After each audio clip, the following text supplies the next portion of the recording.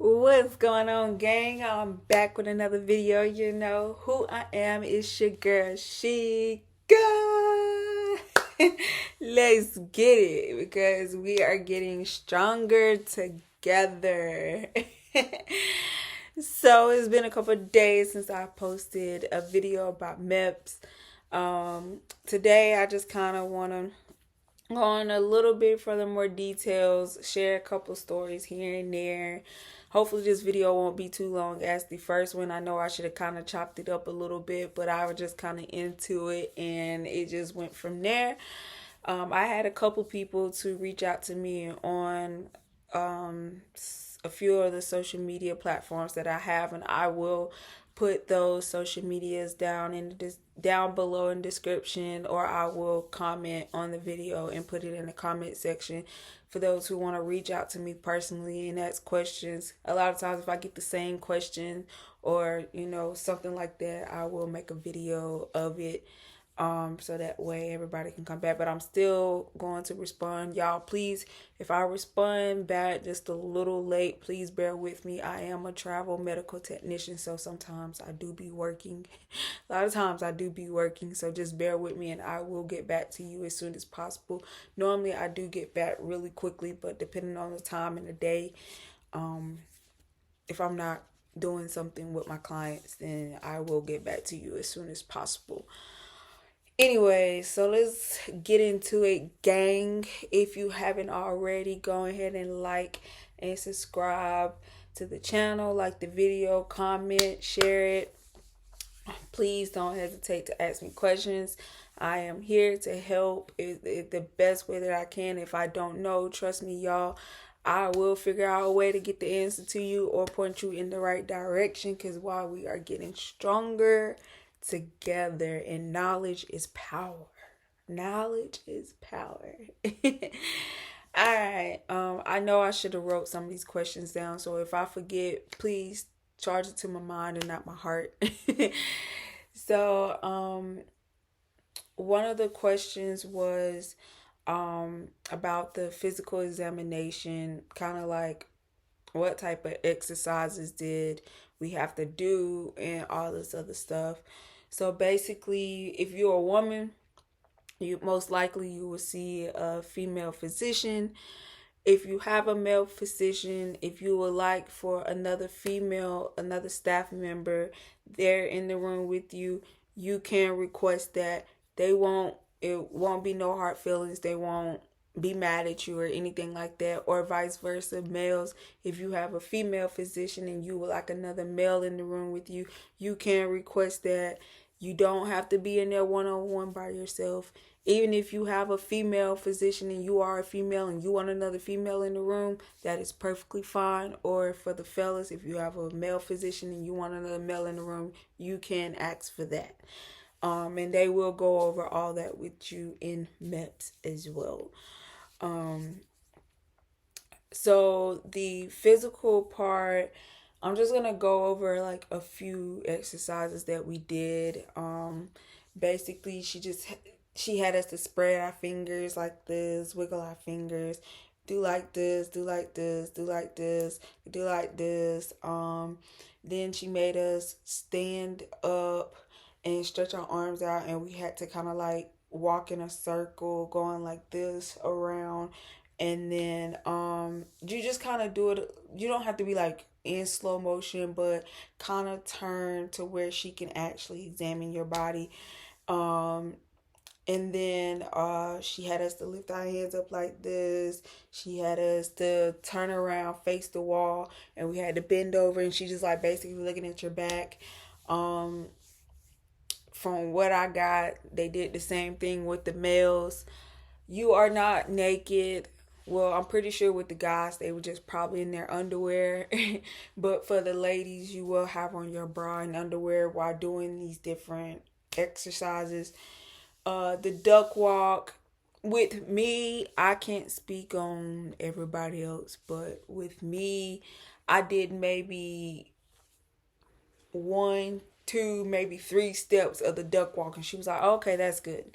That was pretty much it. She made me like rock back and forth from like my from my heels to my tippy toes. She made me hop on one foot, then switch, hop on the other foot. She made me walk on my heels. She made me walk on my tippy toes. It was a couple years back. I was in a motor vehicle accident where I ended up hurting my shoulder, and I had to go to physical therapy for about a month or so. And in my records, so she had me to do a bunch of range of motion with my arm and shoulder, and basically I just basically had to do this right here. I don't know if y'all can see that, but I just had to take my hand like this. I had to do like that. Just basically, she was just looking, and then I had to kind of go like this, doing windmill, then go forward, go backward.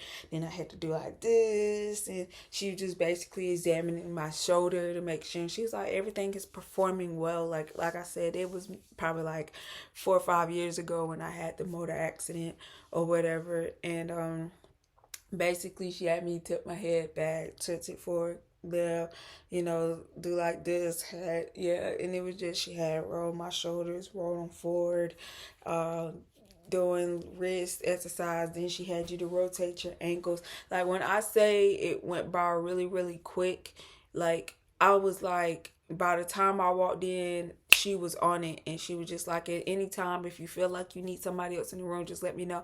I was like, ma'am, I'm all right, I'm fine, I'm comfortable, I'm ready. I'm ready. The physician was really, really, really nice. She basically does well with me. She was basically doing everything with me. The duck walk, she gonna explain it. I don't want to too much show y'all, because I just kind of want y'all to be kind of, get your own experience of it, because I know there are videos of other people doing the duck walk. And like I said, with me, I probably did it. I mean, when I say it, was probably like 5 seconds. It went by that quick, and a lot of people was like, they had to do it from one side of the room to about halfway, and then another lady or another YouTuber said they had to do it from one wall to the next wall, turn around and do it back. No, that wasn't the case with me. Like I said, every MEP station or every physician with each individual person may be different. So, but if you would like, look up videos of other people doing the duck walk. I'm just gonna say the easiest way to do it is go from your heel to the, and just kind of hold, you ain't really got too much hold your weight. But like I said, the physician that I had, she basically demonstrated the duck walk, and like, she was just like, the easiest way, just go from heel to the bottom, just from heel to toe. That's it, basically. And it went by quickly. Then afterwards, ladies, I'm laughing because the other even though I was the oldest one in there, I think the second oldest one may have been like 23. I think she was the second oldest after me. But and I told everybody I'll be 29 in September. Everybody was like, no way. And I was like, yeah. Like, everybody would just memorize it. Like, oh my gosh, you don't look like you're 28. Oh my gosh. And we was like, dang. They was like, dang, we thought you was at least like 19, 18, 19, somewhere in there. And they was like, we wasn't here, we would say you look much younger. And I'm like, yeah, thank you, I get that a lot. But it was like, you're here at Meps, so you got to be a lot older than what we originally want to say how old you look. Y'all, it was just, some of them were kind of nervous because, I don't know, and I was, just in there having a pep talk, and he's like, God, you're just so mature, and I'm like, thank you. But like I said, just whatever is on your medical record, all I'm going to say is know what's on your medical record. If you have my chart, go on your my chart. Everything that you have ever been to the doctor for is on your my chart. And whatever is on your my chart, trust and believe, Meps is going to have it. So if you don't have your My Chart, go and get your medical information. Just, that way you will know, because what is I, your recruiter basically gonna tell you everything you need to know, far as everything. And if something comes up on your medical record that needs to have a waiver, or you need to go back to the doctor to talk about or sign off on, your recruiter will handle that, because I don't want to really tell you the lie, but because if you go to Meps and they be like, oh, have you ever had surgery before? And you go and say, no, I ain't never had surgery before. And then they go and look, because the lady, the physician, he or she is going to be, when you go to do your medical history, you have to go through a part where you do your medical history. So that's basically everything that is on your medical record, from even if you went to the doctor, uh, surgery, head injuries, any type of motor vehicles that is on record that you went to the doctor for within these past 7 to 10 years, or whatever the case may be. I believe that's the time frame. I believe it's 7 to 10. But just ask your recruiter on that, if I'm not mistaken.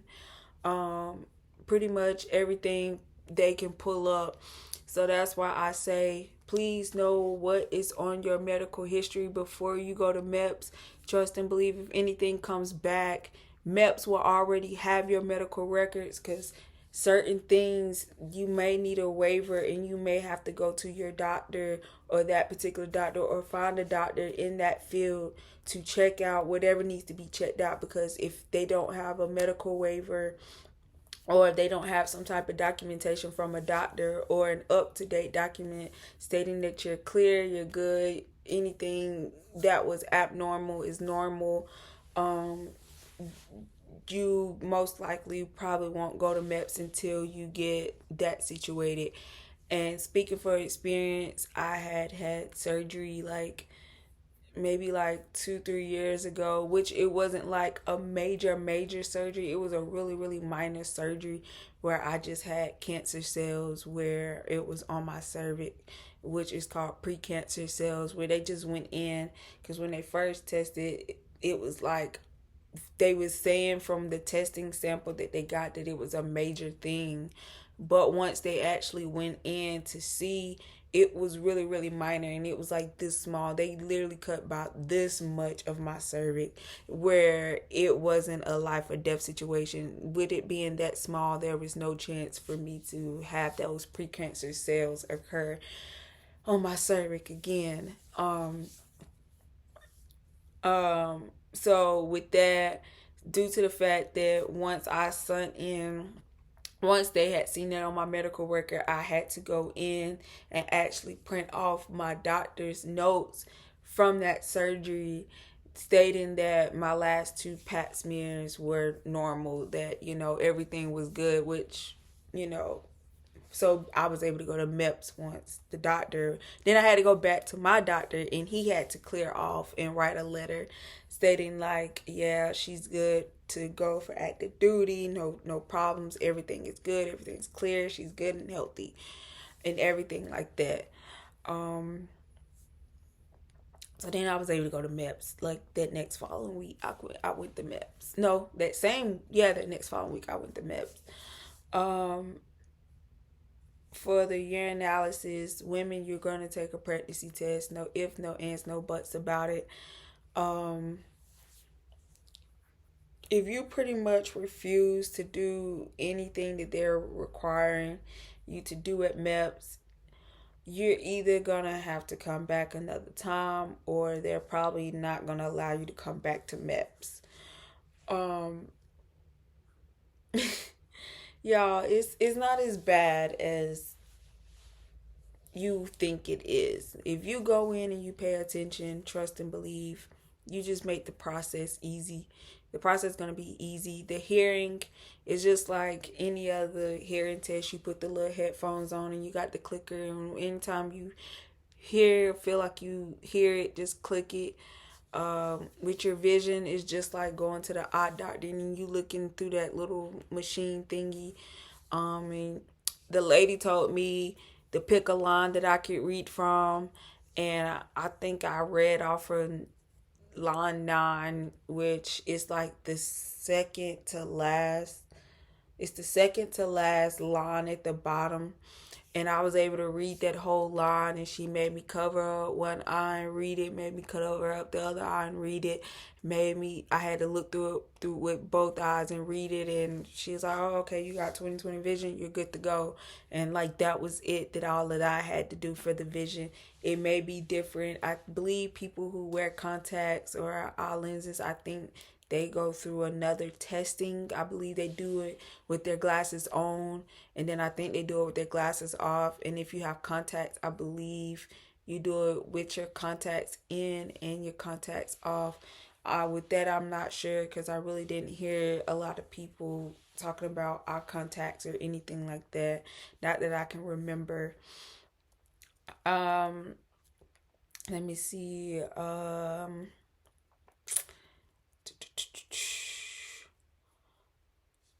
They will take your blood pressure, height, and weight. Um, they did do a body fat. Y'all, I'm just gonna say, start working out. I mean, you don't have to do a full blown hour and a half workout.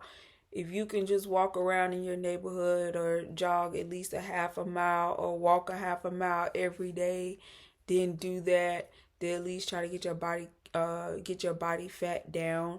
Depending on your height, weight, and age, they do go by that. When I first went in, she had to weigh me like 4 or 5 times because she kept getting a different body weight. My weight was like different.